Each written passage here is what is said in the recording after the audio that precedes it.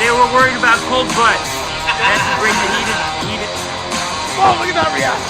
Look at that.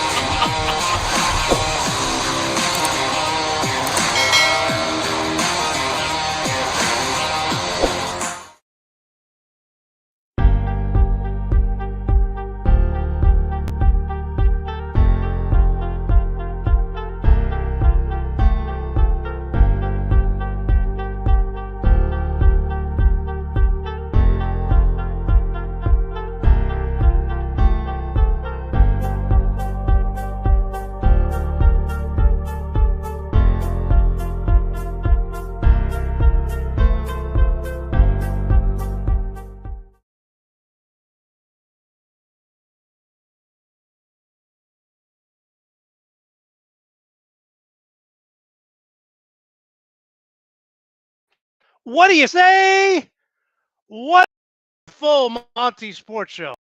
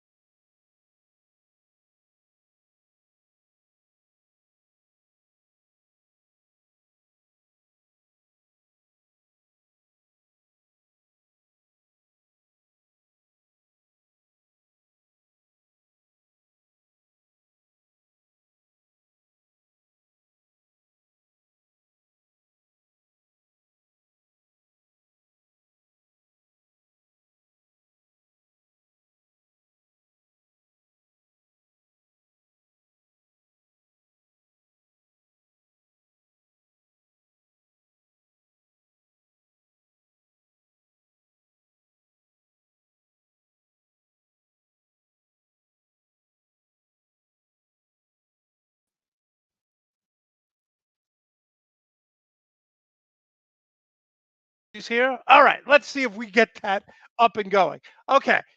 I want to thank everyone for tuning in last week. We had 35 states tune in across the country. Give yourselves a round of applause. Let's try this again. Make sure to like and subscribe to the Nuts and Bolts YouTube channel. And look, tell a friend. Share this link either today, tomorrow, the next day. Let people know about the full Monte Sports Show. You can follow me all over social media on Twitter, Monte JP231, and on TikTok. Over 1.5 million views on TikTok at Monte Perez 231. Again, we are at over 1.5 million views. So thank you all for tuning in. We had a guest cancel, so John Meyer is going to join us at the bottom of the hour. No one covers the Chiefs better than he does. Chiefs with an impressive victory over the Chargers. They are now 2-0. They won 27-24 Thursday night. We'll get into that. I'm going to break down every game in the NFL. I am 11-4 picking games this year. 11-4. Usually the first week people struggle, but not me. I am going to be on fire all season long. So if you want winners, you want your figure out what's going on with your team, definitely tune in because, like I said, I'm 11-4. Cheers to everyone. We start each show, like we always do, with the good, the bad, and the funny. Let's start with the good, the bad, and the funny. Okay, let's start with the good. Listen, a lot of college and pro players get a lot of slack because let's be honest, we're going to get into one of them in a minute. A lot of them are kind of jerks. But Arkansas Razorback quarterback KG Jefferson is using his NIL to support the people of Jackson, Mississippi, who are hurting because of their failed leadership and the water crisis. There are people in Mississippi right now, in Jackson, Mississippi, who don't have water. Think about that. They don't have water. Now, for those of you who don't know what NIL means, it's a new thing in college football.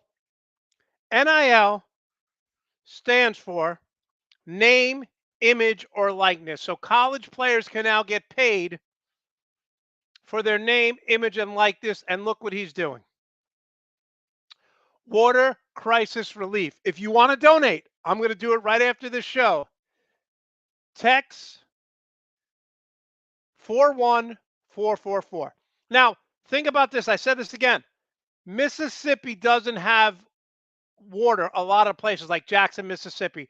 The governor, Tate Reeves, came out and said at a rally, at a fundraiser, it's great to be here as long as we're not in Jackson. They're saying the quiet part out loud, right? They don't care about poor people. They don't care about African American people. And here you have a college football player who's using his name, image, and likeness to donate and try to help people in America, not a third world country, to get water. And this slug, for lack of a better term, is out there at a fundraiser saying it's great to be anywhere but in Jackson where they don't have water. Which, by the way, Tate Reeves, the governor here, he has nonstop water trucks outside his mansion. So he's not missing a beat. He could get clean water. He's not missing a beat. But the people of Jackson, Mississippi, you got to get a quarterback from Arkansas to help in. A quarterback from Arkansas is doing more than the racist, corrupt governor, Tate Reeves here. So props to him. Props to the quarterback here for using his name, image, and likeness and helping people in a time of need. Again, if you want to help, text QB1 Arkansas to 41444. Even if you donate $3, you donate $5, that helps. So that's the good. Now let's get to the bad. Remember when everyone came out and said Colin Kaepernick, he's a traitor. Colin Kaepernick is un-American. Colin Kaepernick doesn't care about veterans. Well, just to remind people, Colin Kaepernick kneeled because a veteran asked him to show respect. And Colin Kaepernick has raised over $3 million to police, to inner cities, to help his community. So Colin Kaepernick really not only walked the walk, talked the talk, but backed it up.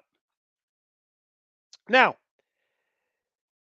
Brett Favre, we know what type of guy he is. I mentioned this a couple of weeks ago. When he was with the Jets, he went on national TV and said his strength is Christ. His strength is his wife. Then it came out 3 days after that interview, he's sending nude pictures of himself, begging this Jets reporter to sleep with him. Well, through the Mississippi Welfare Fund scandal investigations, longtime Green Bay Packers quarterback Brett Favre has denied the knowledge of the fact that roughly $1 million in welfare funds he received came from money meant for families in need. Now we have text messages that not only Brett Favre knew he was scamming the people of Mississippi, he somehow managed to get $5 million to his daughter's college at Southern Miss so they could build a new volleyball stadium. The texts are as follows. Okay. Bryant, who was part of the welfare scandal, who was basically shipping money to every millionaire and wealthy person, including Brett Favre, instead of giving money to the people of Mississippi, they were running a scam. They were running a scam. Here's the text.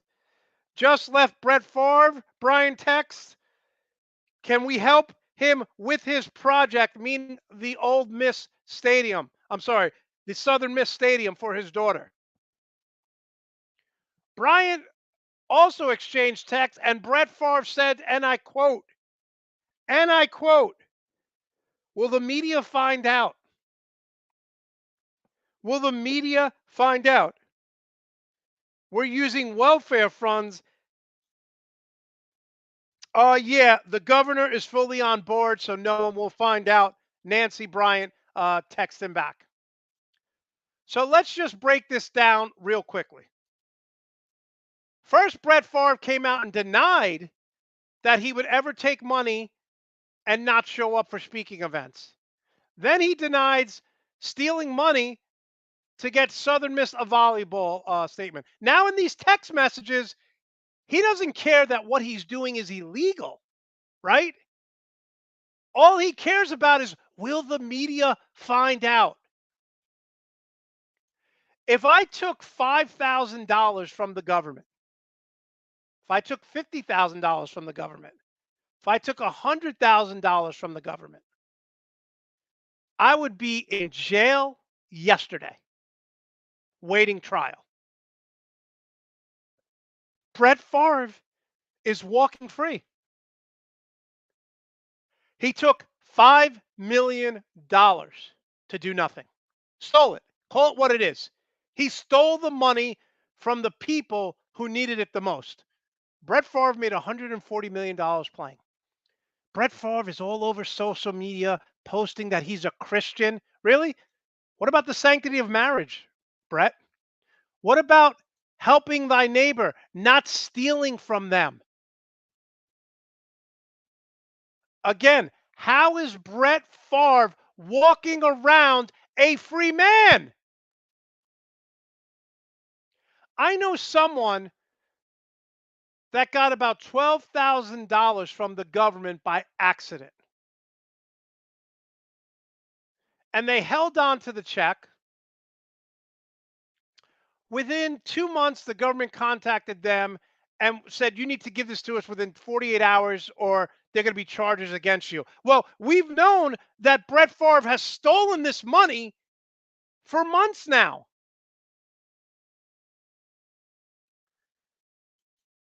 Remember all the hate for Colin Kaepernick who peacefully protested? Where's the hate for Brett Favre? Everywhere Brett Favre goes, people should boo him. He should be refused service at restaurants. When you steal from the poorest state in the country and you say in a text message, will the media find out? I don't believe in hell. But if there is a hell, I hope and pray that Brett Favre spends the rest of his life there. And I'm going to stop there because I don't want to get too upset about this. But this guy is the worst, one of the worst human beings on the planet. And he thinks because he played football for the Packers, which, by the way, I'm wearing a Green Bay Packers shirt today. My Packers stuff is up there. I don't support this scumbag. Again, if I took $500, $5,000, $50,000 from any government agency, I'd be in handcuffs.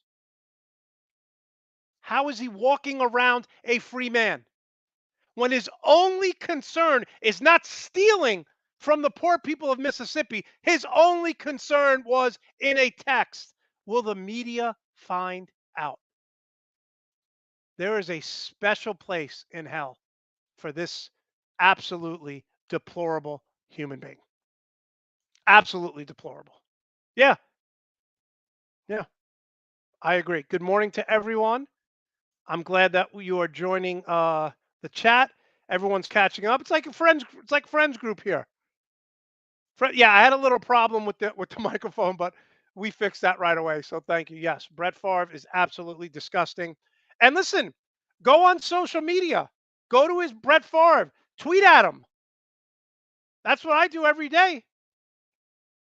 I say, how is he still walking around a free man? A free man. Someone posted something, and I don't necessarily agree with it, but someone posted something that said Tom Brady took $1 million in PPE loans during COVID, which he didn't need. Brett Favre stole $5 million. Michael Vick dogfighting. How many of these guys went to jail? Now, I think Mike Vick deserved to go to jail because he was breaking the law. But I don't understand. I mean, again, what type of mentality? And then this is the same guy, the fraudulent Brett Favre. Christ is my strength. My wife is my strength. He's sending naked pictures 3 days later to a reporter that he doesn't even know, begging her to have sex. Okay, so we were 11-4 last week. 11-4 picking games. We do this in about 5 minutes. We break down every game in the NFL. I take a lot of pride in this. I really do. Because let's be honest, not a lot of broadcasters, Colin Cowherd has his Blazers in 5. I've seen other sports programs where they pick 3 games. I break down every game. And then, it was funny last year. A lot of people were coming at me. Oh, you don't know what you're talking about, blah, blah, blah. You're lying about your numbers. I posted on TikTok every week, and I post what I am every week. It's no surprise. Go back to the videotape if you don't believe how good I am. All right, but let me not get ahead of myself because I could stink this week. So here we go. All right, let's start with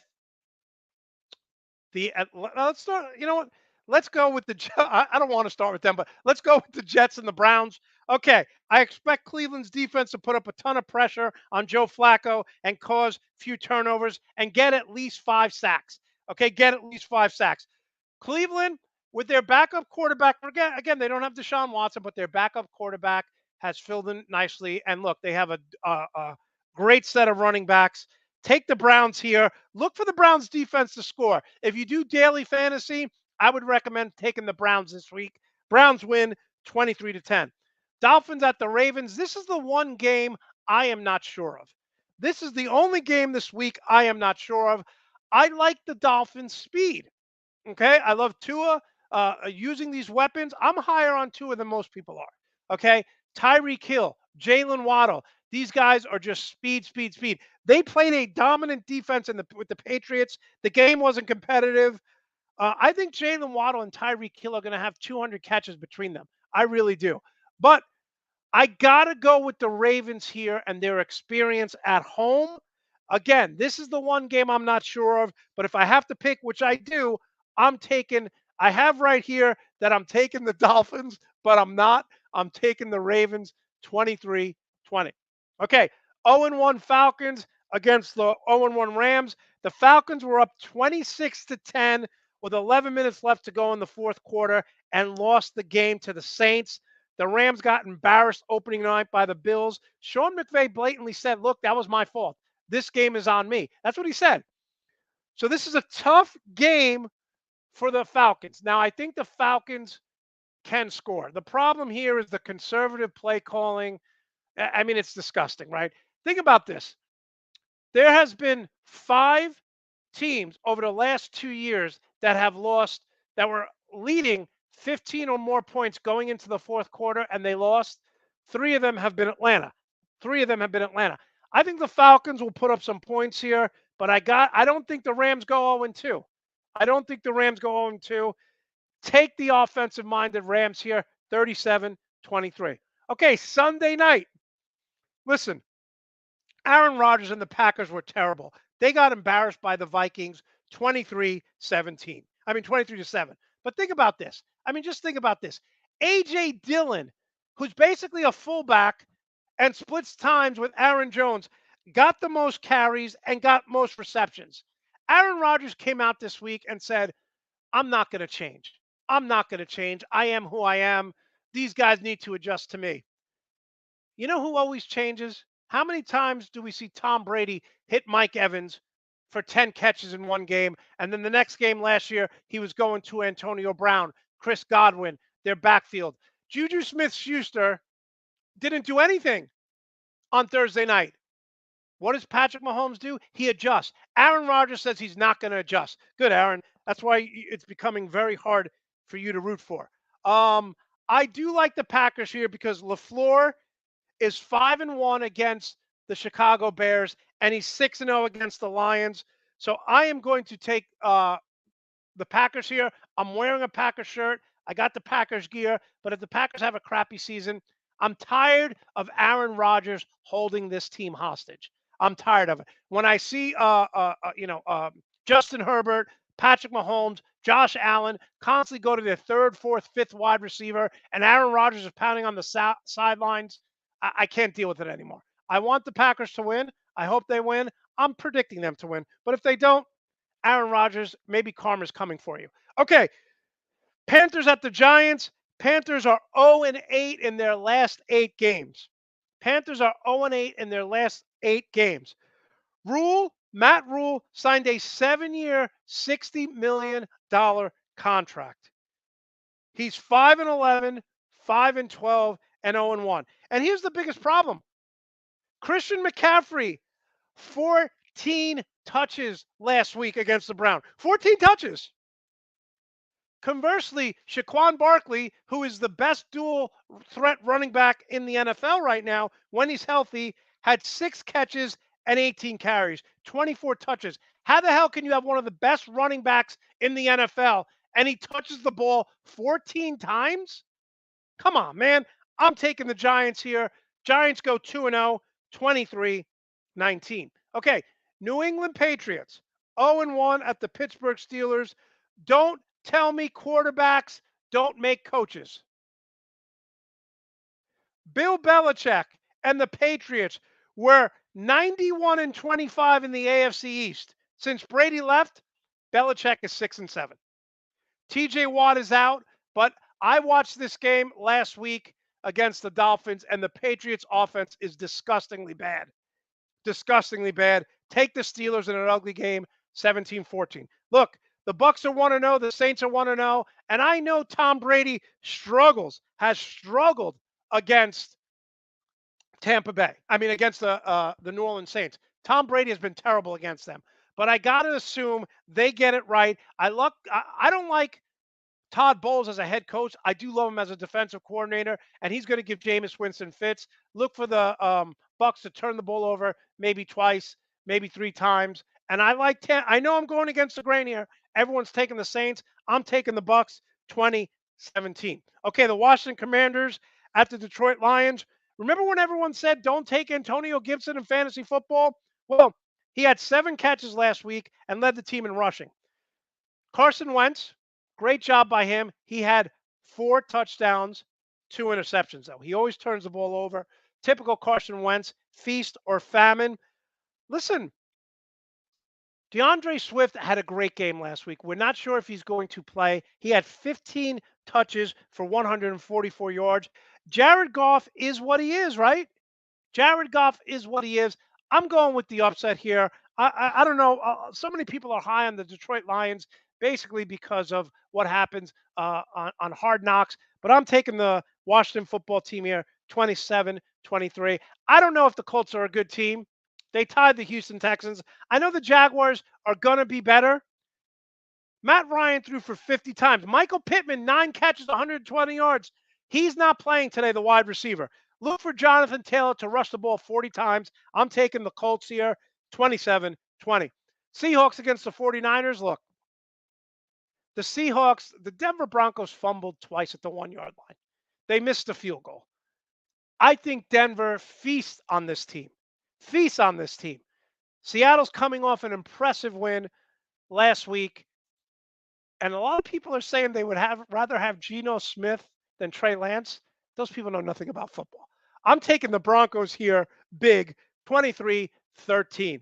Remember, Jamal Adams for the Broncos, their safety, is out for the year. So expect the Broncos to do big things here. Okay, Arizona Cardinals 0-1 at the Raiders. I think the Cardinals are going to be terrible. I think Cliff Kingsbury gets fired, and I am taking the Raiders here in a big win. Derek Carr had 3 interceptions last week.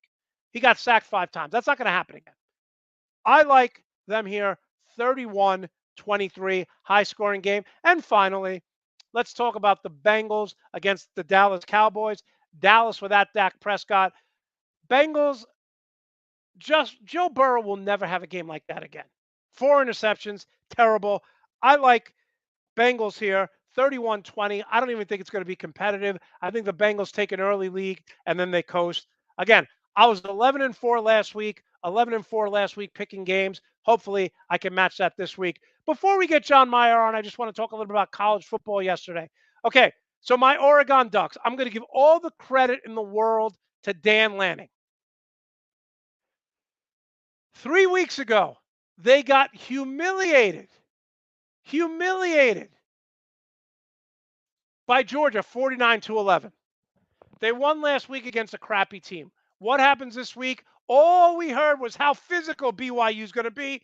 BYU was 5-1 against ranked teams in their last 6 games, and the Ducks destroyed them. It was 41-20, but it was 38-7. It wasn't even close. And I got to give Bo Nix credit, right? 2 weeks ago, we're saying Dan Lanning can't coach. Bo Nix needs to get benched, the transfer from Auburn. Bo Nix said something that really, maybe he's having, some self-awareness. He said, when I was with Auburn, my whole life was I dreamt of playing for Auburn and winning a national championship. I lived and died with every pass, with every score. It was too emotional for me. Now he's having fun. He looked great yesterday. Bo Nix looks like a real big-time quarterback. He had 5 touchdowns, had some deep passes. And let's be honest, this team lost Pittman, who we just mentioned, his brother plays for the coach. He was their number 1 wide receiver. He went to Florida State. Travis Dye, who's now was their number 1 running back last year, is now at USC. I like Dan Lanning. I thought it was a good hire. He's a great recruiter, and he proved, too, that this team can bounce back, and they look organized. They're a well-coached team. Now, let's go to another team that's not well-coached. I live in Florida. And when Mario Cristobal got hired, I had everyone and their mother texting me, we're winning the national championship. I said, slow down. I've seen this guy turn Justin Herbert into a game manager. Mario Cristobal coaches like it's 1985. He's going to run the ball, and then throw it on third down. They lost 17-9 to a Texas A&M team that's not that good. They're down 17-6 late in the third quarter, 3rd and 2. Now, his whole identity is we're going to push you around, right? We're going to ground and pound. That's his identity. 3rd and 2, they run a dive. They don't get the first down, and he kicks a field goal. Kirk Herbstreit, Mr. Vanilla, doesn't criticize anyone. I don't understand what Cristobal's doing here. He needs to go for it and show this team that he believes in them. Listen, you're getting what you're getting with Mario Cristobal. Every year, he is going to get top 5 prospects. They're going to have a great roster, but he's going to lose close games against elite coach teams, against elite talent, because the guy coaches like it's 1985. And this is what you're getting. When all you people told me we're winning a national championship, ask Justin Herbert how frustrated he was playing for this guy who basically just wants to run the wishbone. Let's call it what it is. He wants to have 3 running backs, 2 tight ends. So, Miami fans, yes, you're going to get elite players every year, but you're never going to make the Final Four because this guy will get out coached in every big game. Okay, when we come back, John Meyer is going to join us. He's going to talk Kansas City Chiefs. And I was all excited because I thought K-State was going to be 3-0, and they lost to Tulane. You're watching the Full Monty Sports Show live on YouTube. In 2006, we founded Yeti Coolers with a simple mission: build the cooler we use every day if it existed. One that was built for the serious outdoor enthusiasts rather than for mass discount retailers. One that could take the abuse we knew we'd put it through, out in the field and on the water. One that simply wouldn't break. We decided early on that production innovation would come from necessity and first-hand experience, not from market research and data analysis. Today, Yeti products perform when it matters most. Whether that be an excursion into the remote Alaskan wilderness, chasing redfish on the Gold Coast, or just getting together with friends in the backyard, we make gear that helps you stay out longer, travel farther, and live harder. #built for the wild. Enjoy 40% off site-wide. Vitable takes the guesswork out of feeling good. Get your own personalized daily vitamin pack safely delivered to your doorstep every month. Take their online quiz to find out which vitamins and minerals can support your personal needs based on your own diet and lifestyle. Hashtag only what you need, nothing that you don't. All vitamins are manufactured in Australia at the highest quality standard. Ingredients come in the best form for their absorption by your body. Enjoy 40% off site-wide using code NBS40 at checkout. All right, let's see what comments we got going on here. Yes, you know what? Yeah, exactly. Our little bingo card game here. When I mentioned Justin Herbert, when I mentioned Marcus Mariota, they're both starting. Someone's going to get drunk because I keep mentioning these guys. So someone is definitely going to get drunk. Keep the comments coming. Yeah, Nick's played great. Bo Nix played great, and I agree with you, Andrea. Yes, Dallas without Dak, they are doomed. All right, and let's bring on John Meyer. No one covers the Chiefs better. John, been a while. How are you today? I'm doing well, my friend. How are you, Monte? You were laughing at my Mario Cristobal comments. Well, I'm laughing because I heard on the inside because my Kansas State Wildcats run a very similar offense that seemed to be stuck in the 1980s ground and pound. We were 1 for 15 on third downs yesterday. I saw that before. Last night. I mean, most people don't know this. I send the questions, about 3 or 4 days before, and I had on my notes, K-State is now 3-0. They lost to Tulane. All right, John, let's talk about the head coach because I like the hire. When he came from North Dakota State, I'm like, wow, this guy's going to be a very good recruiter. Chris Kleinman spent 5 years at North Dakota State, 15-1, 13-2, 12-2, 14-1, 15-0, won 4 national championships. He's now 22-17 at K-State. John, has this been a mistake?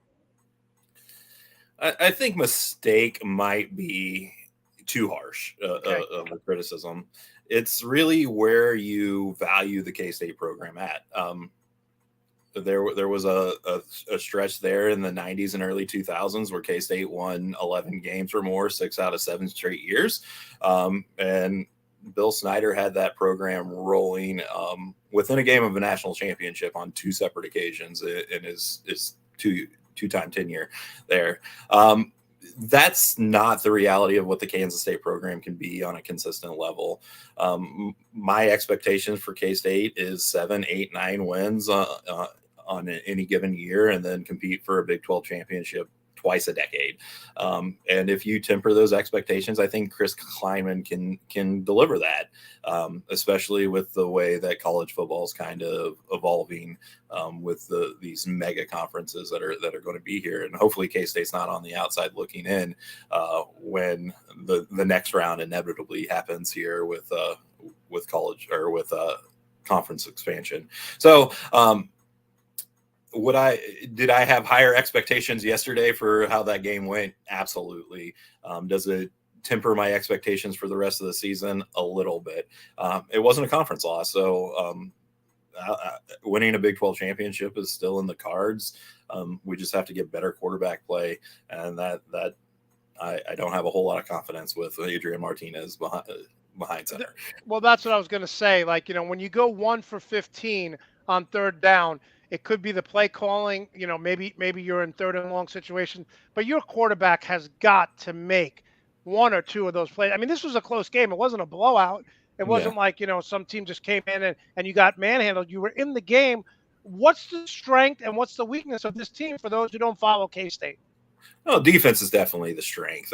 We only gave up 17 points and lost a 17-10 game to a talented Tulane roster. People will hear Tulane and think that they're not a very good squad. K-State had no business losing to them, but there's a ton of transfers on that roster. One of them being a K-State transfer that had a heck of a game at corner yesterday. But the defense is a strong suit. Felix Sanduke Uzama is a first team all NCAA type of guy. He has a high motor. He'll probably be a day 1 or day 2 pick in this upcoming NFL draft. The running game is also a strong suit for K-State. They just did not block well. They did not scheme well. They got themselves in some third and long situations and just didn't execute the game plan to its fullest extent. Special teams is also another thing that K-State's generally strong in, but the kicking game is nearly atrocious by K-State standards and really in the NCAA right now. So the strength is at all 3 levels of the defense. With the defensive line that has the ability to get to the quarterback at a very consistent level, strong senior laden linebacker core, and then a bunch of transfers who make up the secondary, but it's a strong unit. We'll see how strong it really is with a really strong test with Oklahoma a week from now. Yeah, and Adrian Martinez, when he was the first ever true freshman to start for Scott Frost at Nebraska, I thought when he transferred, okay, new scenery. I opened up the show earlier with Bo Nix. Bo Nix looks like a totally different human being the last 2 weeks. I thought this kid matured. It didn't work out, and I thought he would be a stud there, but he's doing the same things that he did at Nebraska. Inconsistency, makes boneheaded plays. Were you happy when he went to your school? Were you happy when he was named the starting quarterback? I was skeptical, to say the very least. One of my good buddies and former roommates is a huge Nebraska fan, and he was excited for K-State when Adrian signed to come to K-State. And I thought it was a transition year to have a good senior transfer quarterback at K-State because the roster outside of the quarterback position was fairly strong. The redshirt freshman quarterback that's standing behind him right now probably isn't ready for a full slate of Big 12 games. And Kleiman recognized that. They hit the transfer portal really well this offseason, and Adrian seemed like the perfect game manager. And with new offensive coordinator Colin Klein, I thought it was a matchup that could really be successful. What's frustrating to me is that at Nebraska, there was a little bit of gunslinger mentality with Adrian Martinez, and that has yet to be seen. He isn't forcing the issue like he did at Nebraska. He's also not running for his life like he was at Nebraska for 4 years. But it's ultra conservative, which is that leaves little excitement for the fan base, and it looks uninspiring to the players on the field as well. Like you said, Mario Cristobal turned Adrian Martinez into a game manager. It's seemingly the same thing with Colin Klein and Chris Kleiman with Adrian Martinez. There's nothing more frustrating for me than 3rd and 8 and you throw a 3-yard crossing and you're at 4th and 2 because you're never going to make it. Defense is schemed for that, and it's Deuce Vaughn can only do so much on the offense. So if I would tell you over under 9 wins, are you taking the under for K-State? I'm taking the under now. Okay. If you would have asked me before the game yesterday, I would have fully been the over, unless the offensive playbook opens up dramatically. I just think the ceiling is low on this. I think the floor is still fairly high, but the ceiling is low. Okay, that's fair. That's a fair point. Okay, so let's talk about the Chiefs here as we put up your Chiefs background. And actually look with my green, it looks like we're doing a Christmas show. Christmas special here. And I know it's not Christmas until I get your Christmas card with now you have 2 kids. So that'll be the new one. All right. So I had the Chiefs winning the division. And one of the reasons is people killed me last year when I went off about the Los Angeles Chargers, Brandon Staley. And in doing this show, again, we go back to Thursday night. Again, I had the Chiefs win in the division. I had the Chargers finish second. But one of the things that I'm doing research for the show, I realized is it's the same old BS with Brandon Staley. Listen to this, John. 65% of Justin Herbert's throws on 1st and 2nd down are within 5 yards. Yeah. They're not letting this guy sing it. Late in the game, it's 3rd and 2.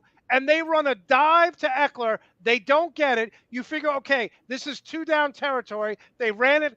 No, he punched the ball. The Chiefs come down and score, and basically the game's over. So for all you fans who are got on me about Brandon Staley, I'll say that stat again. 65% of Justin Herbert's throws are within 5 yards on down 1, down 2. When Marcus Mariota was the starting quarterback for the Titans, he was number 1 in first down completion throws.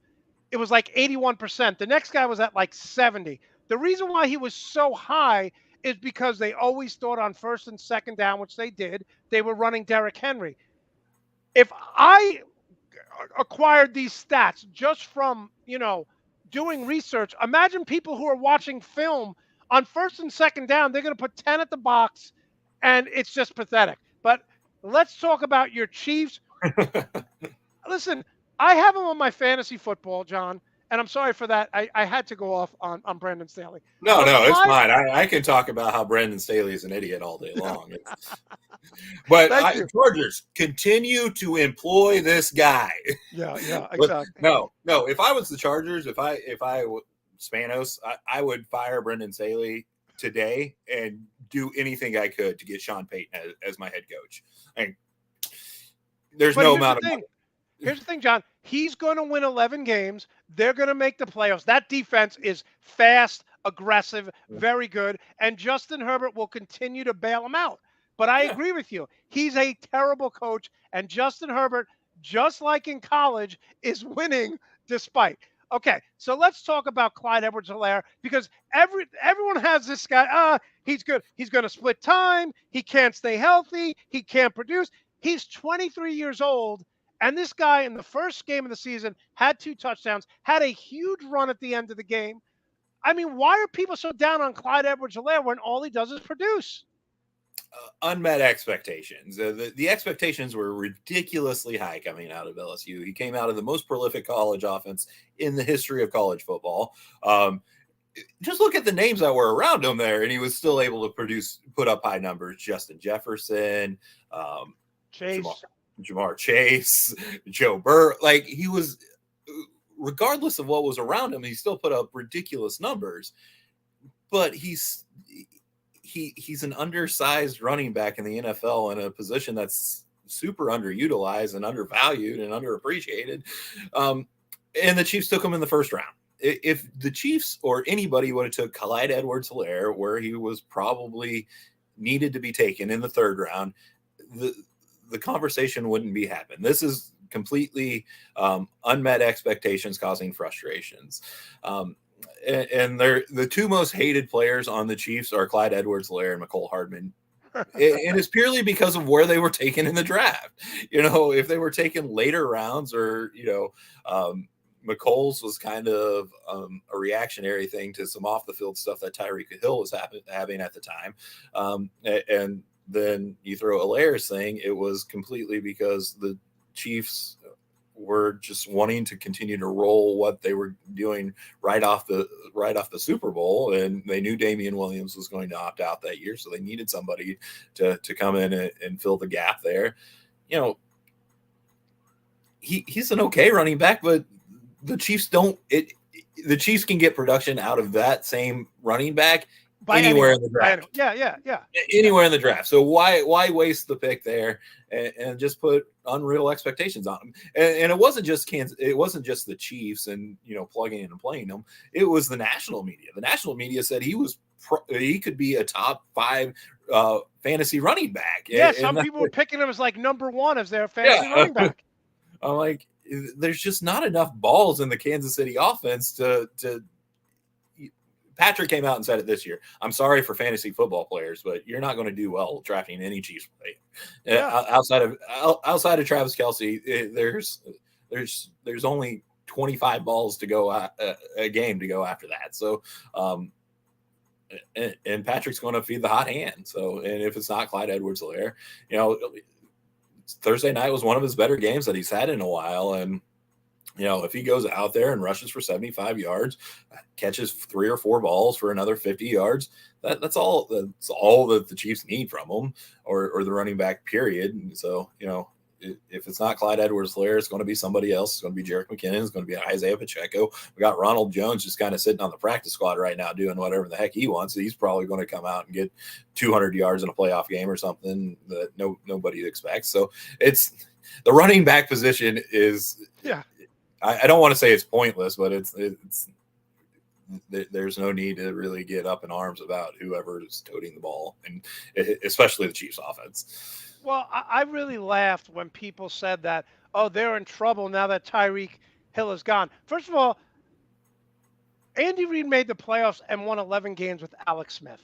Yeah. You're telling me that one player, Tyreek Hill, who's a phenomenal talent, a playmaker, I think Miami makes the playoffs because him and Waddle, their speed, I think they'll be good. But Patrick Mahomes, he's got Juju Smith-Schuster. He's got Tyreek Hill. They have a ton of weapons. Again, I have this team winning the division. I don't think they miss a beat. Yes, it's always. I'll give you an example.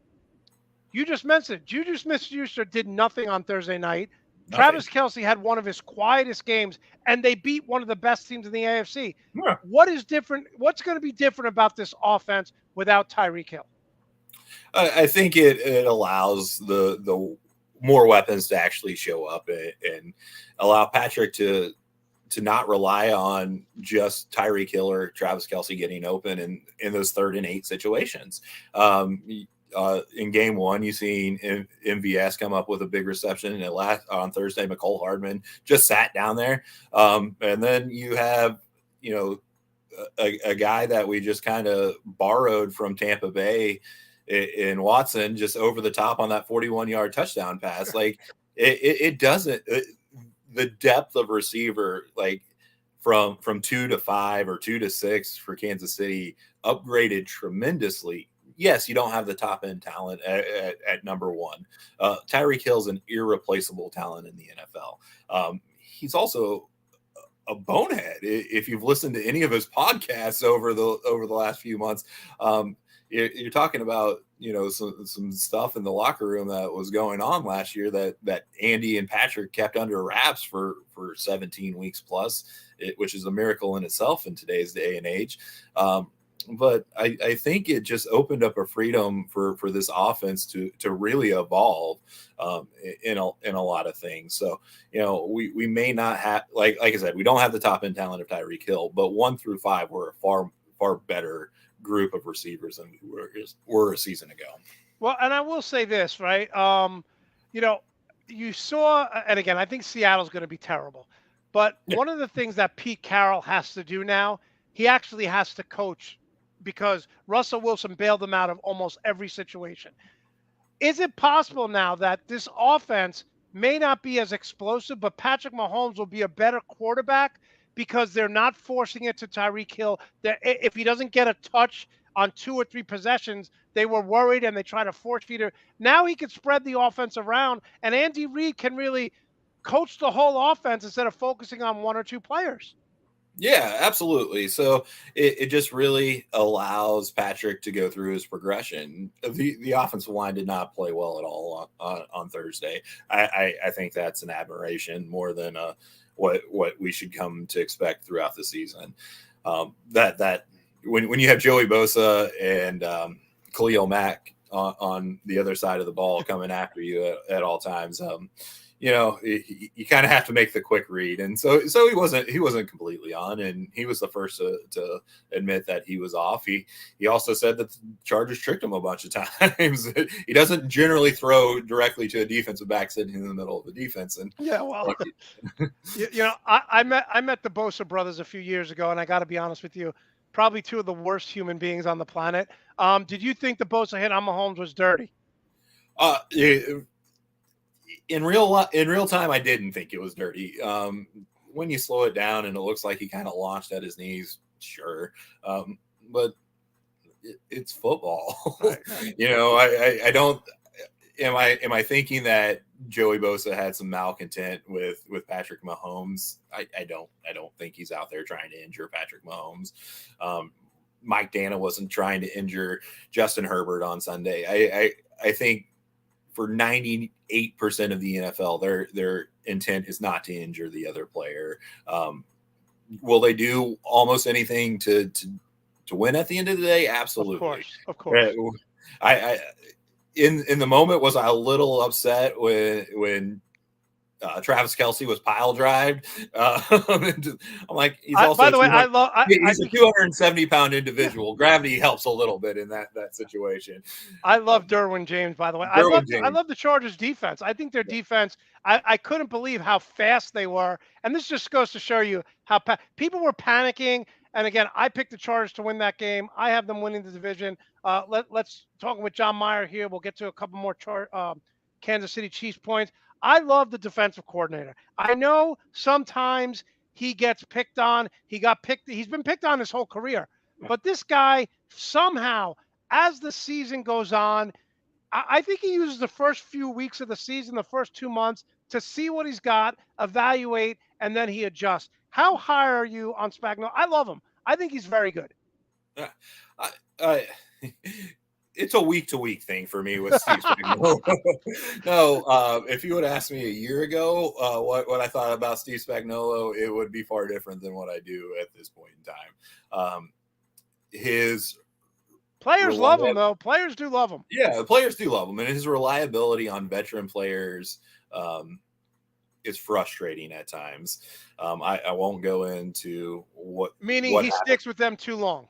It sticks with them too long, and Brett Veach, the Chiefs general manager, kind of took that out of his control this year with the amount of rookies that he drafted, and they ended up keeping on this roster. Steve Spagnuolo's defenses take time to develop. There's some complexity to it. There's a lot of variables. It's a blitz heavy defense, especially from the secondary. So it requires that the front four really just maintain lanes, which for an aggressive defensive front like Kansas City has, it can be frustrating at times. I like Steve Spagnuolo as a defensive coordinator. I like him as a person. He's as real and authentic as they come. And if they have a bad game, he's going to tell them that he has a bad game. I think this defense has the capabilities of even being better than that Super Bowl defense. Okay. It's fast. It's young. The confidence that Jalen Watson probably took from that 99-yard interception will probably pay dividends in the long run of the season. It's a battle of attrition at this point in time. Kansas City looked like the far superior team when it came to conditioning on Thursday night, and I feel that's what won them. Gerald Everett was absolutely gassed on that interception. Justin Herbert had no reason to throw the ball. Everett turned around, looked for his and stop. And again, if Keenan Allen's in the lineup there, maybe that doesn't happen. Yeah. But that was just a terrible play. And you can have all the analytics in the world, but you have to have a game feel. And that's another thing that Brendan Staley just didn't have a feel for. Like, it's first and goal. You can huddle up. It's all right. What are you rushing for there? Yeah, what are you rushing for? You're trying to get the Chiefs off balance. It's third quarter of game 2, or early fourth quarter of game 2 of the season. Like, they're going to be tired 15 seconds from now still too. Like, get your players ready to go out and execute. And that was just I can't with Brandon Staley. I can't. All right. So one of the reasons why I like Clyde Edwards-Helaire this year and I like the Chiefs is Pro Football Focus has their offensive line, I think, ranked 8th or 9th. I think this is a top 7 unit. How high are you on their offensive line and obviously their center? No, we know how I feel about Creed Humphrey. He's first team All-Pro. If you choose him anywhere else, you're wrong. My wife Melissa will get on me at least once a game when Creed has his one penalty, and I just think that the guy can do no wrong. So the one jersey that I did buy this offseason was a Creed Humphrey jersey. Wow, really? That's awesome. Yeah, I like the guy. He's a football player, and there's nothing else to him. He's just really a fun football player. He's really good at what he does, and the Chiefs have team control over him for the next 4 seasons, which is great. I think it's great that you're one of the few football fans in America who purchase an offensive lineman jersey. Most people are getting the quarterbacks, the wide receiver, linebacker. You got a Creed Humphreys jersey. I'm also a big guy in life, so single digits or 15s really don't look good on my figure. The 52 is a little bit better. No, I just really I really like them. The city's really kind of embraced Creed for a number of different things. There's a local radio show here who has them as a guest once a week. They created this Creed is Good line of t-shirts and stuff, merchandise that they have out there. Tried to get him offensive player or rookie of the year last year. I think he finished third or fourth. So with everybody else out there, there was a strong push on that. The offensive line as a whole, I feel that they should be playing better at this point in time. With Orlando Brown Jr.'s offseason and a little late to training camp, it would take some time to gel. But I honestly feel that Orlando Brown Jr. is the weakest link of all the five up there, and that includes Andrew Wiley on the right side. He took a huge gamble on himself this year and hasn't been performing. We'll see how he does. What you say when second half of the year they're a top 7-10 unit? Yeah, they were last season once everything kind of gelled together when the Chiefs went on that 8-game winning streak. It was because the offensive line was protecting Patrick Mahomes and allowing him to go through his progressions. The offensive as a whole evolving to that cover two deep shell, two safeties deep shell coverage that the people were putting out against the Chiefs. So the offensive line, it needs to step up in pass protection. The Chiefs aren't going to run the ball. If the Chiefs run the ball 20 times a game, and they do it successfully for 80 to 100 yards, that's all they really need to keep the defenses honest. Okay, so let's talk about the ceiling for this team. I have the Chargers and Chiefs both making the playoffs. I really, honestly, I don't buy in. I didn't buy into the Bills last year. Everyone did. I don't buy into them this year just because they have no production from their running backs. It's not even a joke. Like, when your quarterback leads you in rushing in the entire season, that's a bad sign. And I don't like the fact that Josh Allen, and I brought this up a couple of weeks ago, he keeps trying to run over people. Like, you got to learn how to slide. Who do you think gets to the AFC Championship? I think it's the Bills and Chiefs. Okay. I'm apparently higher on the Bills than you. I think the Bills are going to be the one seed in the AFC this year. Wow. It's the division. The AFC East is far easier than the AFC West. Is what it boils down to, in my opinion. On that, I'm not high on the Miami Dolphins at all. Tua Tagovailoa, I think, is going to hold them back. I get his record as an NFL quarterback. He has a winning record, but I think that defense is down. I think there's going to be a massive blow up in week 5, 6, 7 when Tyreek Hill has a ball thrown at his feet, and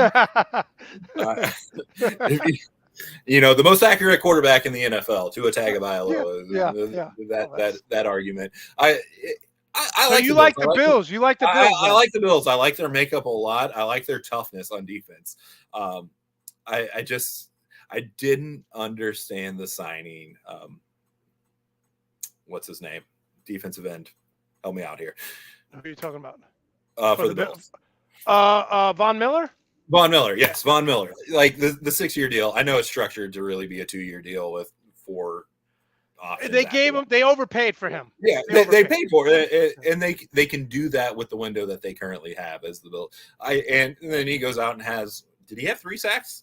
He played great against the Rams. Yeah. He had like 4 or 5 pressures. Yeah. Attrition's going to happen over a 17-game schedule, so I don't expect Von Miller to be racking up 40 sacks this season or whatever he's on pace for. But I think it's a good addition. It's an addition that teams who are serious about winning a championship go out and make. The wide receiver. But I agree with you, not for 6 years.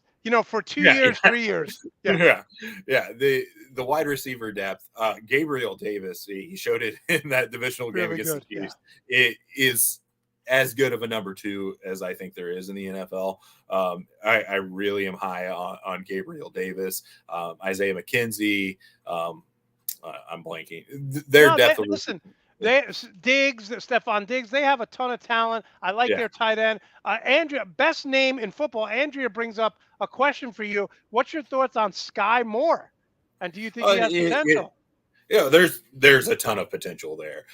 It's just it's trust for Eric Bieniemy and Andy Reid in the offense is where it's going to. Justin Watson's outperforming him right now in the wide receiver, so I think he's going to stick to punt duties. The guy's a former running back. You can look at his thighs the next time you see him. He has like tree trunk size thighs, offensive lineman size thighs at the wide receiver position, and he has a quick burst.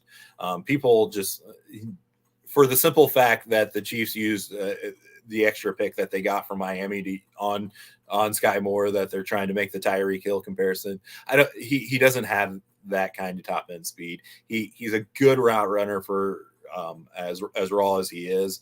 I think eventually he's going to be the number 2 on in this offense. I don't think it's this season. Listen, I don't care where you go to school. He had 95 catches last year at Western Michigan. 95 catches.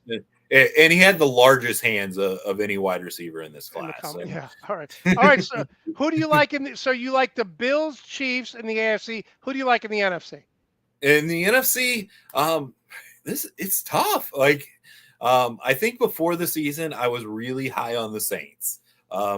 But then I remember they hired Dennis Allen as a coach, so I gave up on that real quick. Listen, anytime you replace a legend like Sean McVay was, that's a hard thing to do. It is. Like, there's nobody who really inspires me in the NFC. Yeah, like I agree. It's week to week. Like the Rams, I think are kind of still my default pick because the quarterback coach combination makes the most sense. I really liked Minnesota in week 1. Me too. I have Minnesota winning the division, so. But then I remember Kirk Cousins is the quarterback, and it's so open. The Philadelphia could win the. My sleeper team is the Eagles. I have the Eagles as my sleeper team. But do I really trust Jalen Hurts at the end of the day? Like, or Matt Eberflus is that who he's for the Bears. No, Nick Sirianni's Nick Sirianno, and his super aspiring press conference that he had a year ago. Yeah, I don't know what was worse.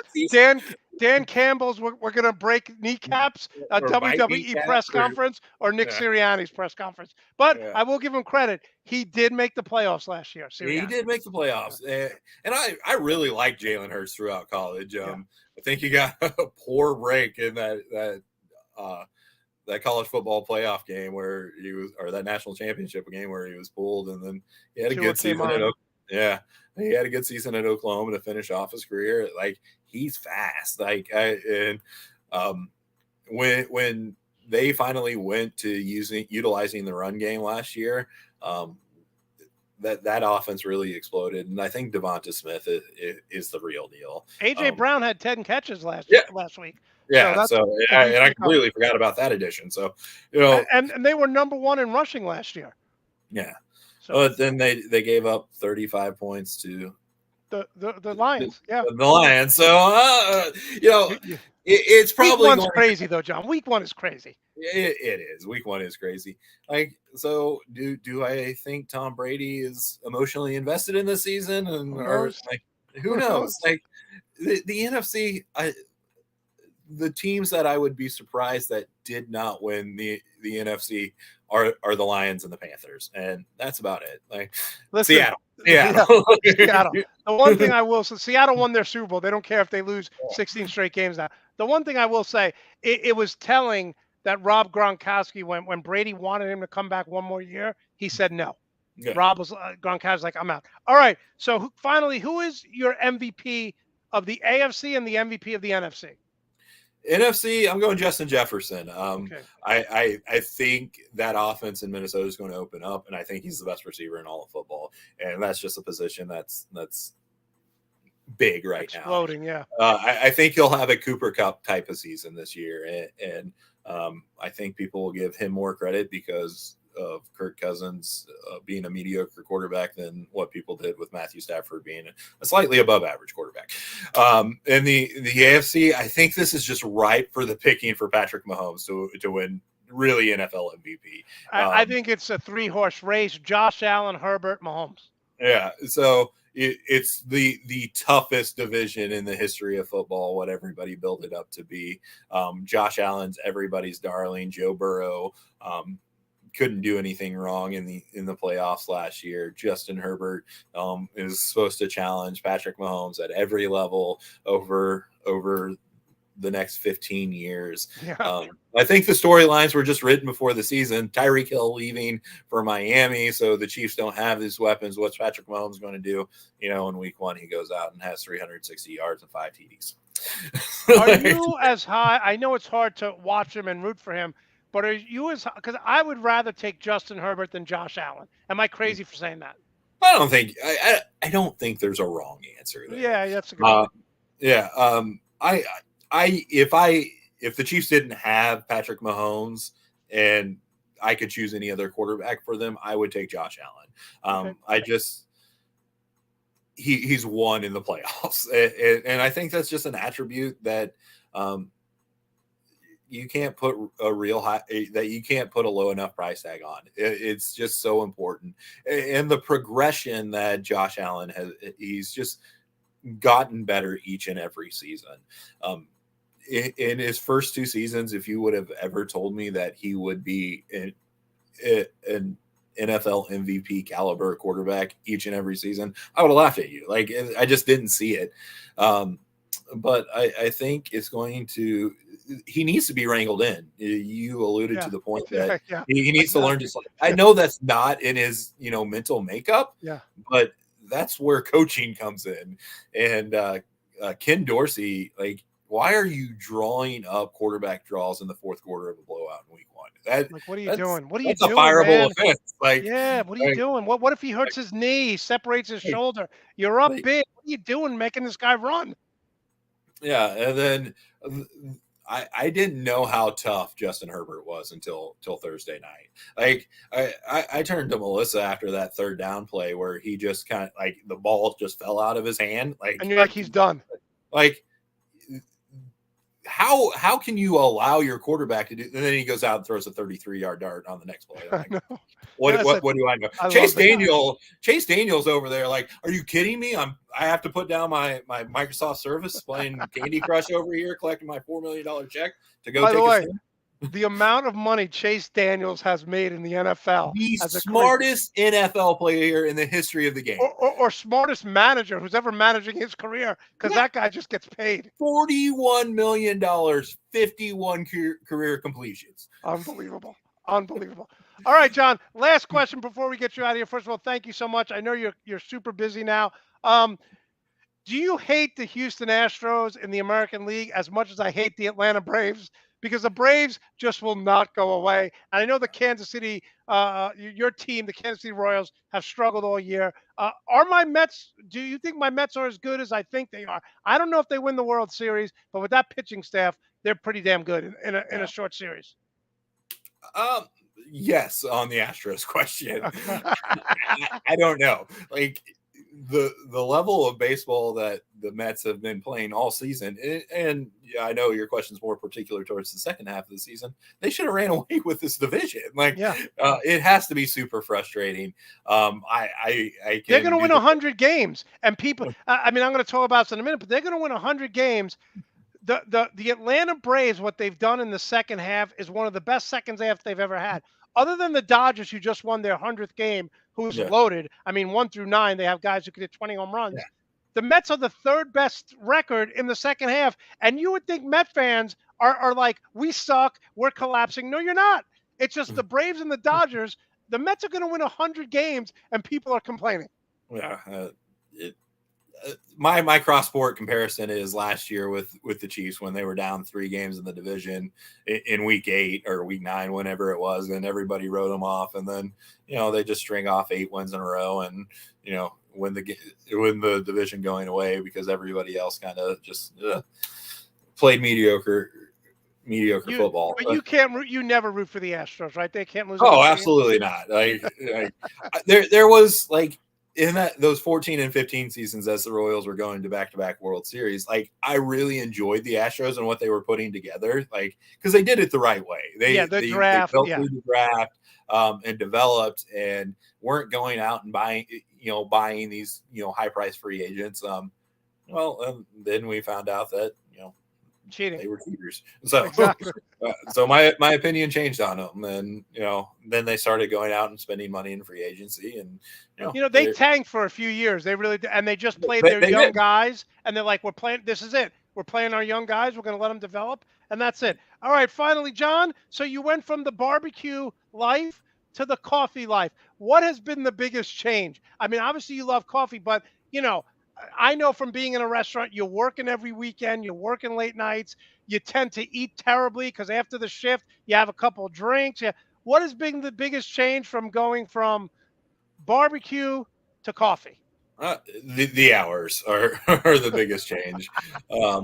You're right. I had 15 years in the restaurant world, and it was great. I really enjoyed my time. I enjoy the service industry. I enjoy barbecue, particularly in Kansas City. It's just a fun community to be part of.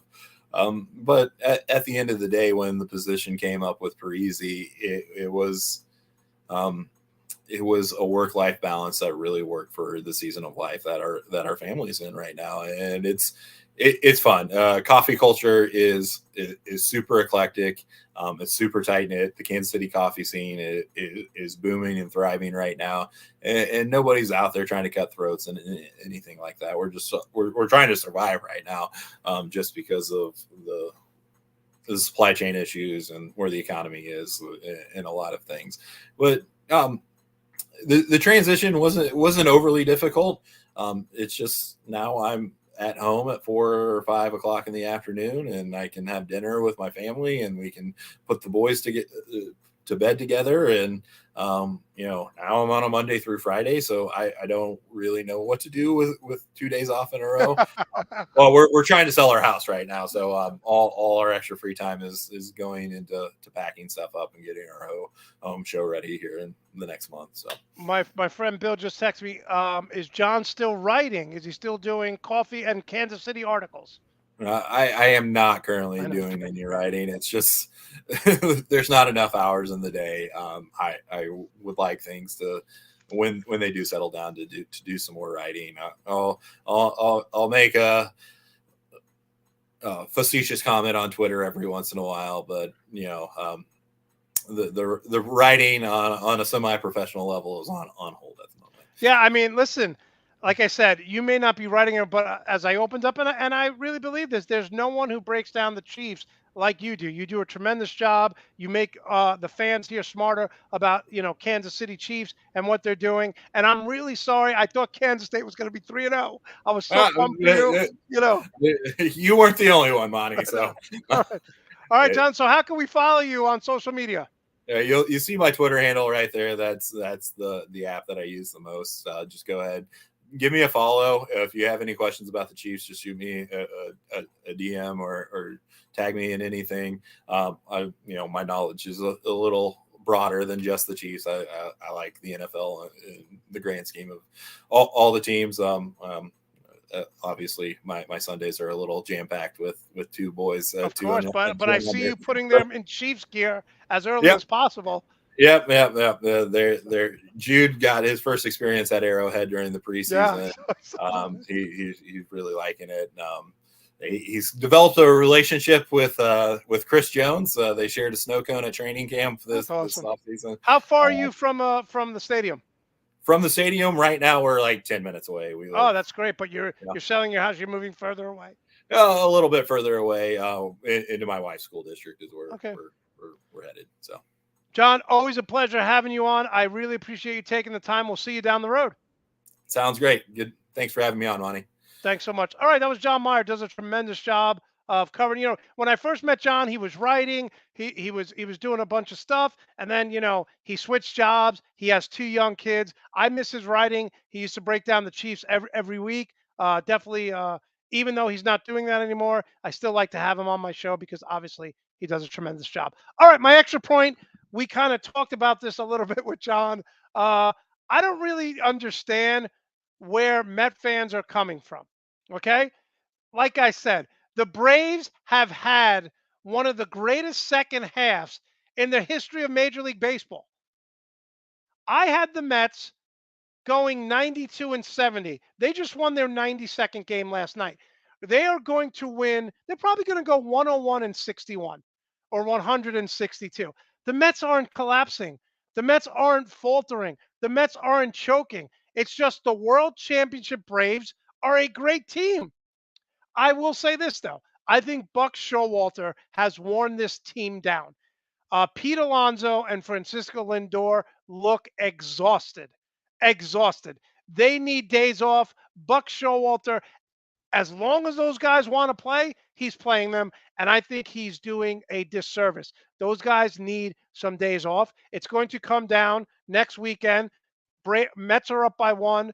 Braves have taken 2 from the Phillies. So it's going to come down to next weekend to see who clinches the division. You want to clinch the division because then you get a week off. Remember, it's the wild card this year is not 1 game. It's best 2 out of 3. So I hope the Mets can win their division, but let's relax, everyone. The Mets are going to be fine. Again, I had them going 92-70. They've won their 92nd game last night. They're playing very good baseball. All right. I want to thank everyone for tuning in. We had a cancellation early on, but John Meyer came in and we went a little bit over, but he does a great job. So I want to thank him as well. And I want to thank you.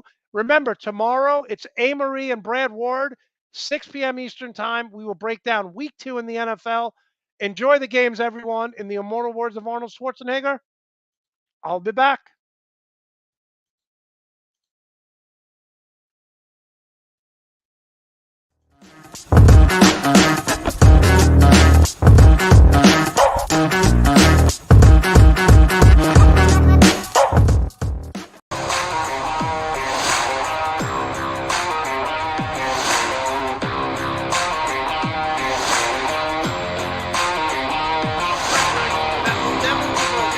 Do that.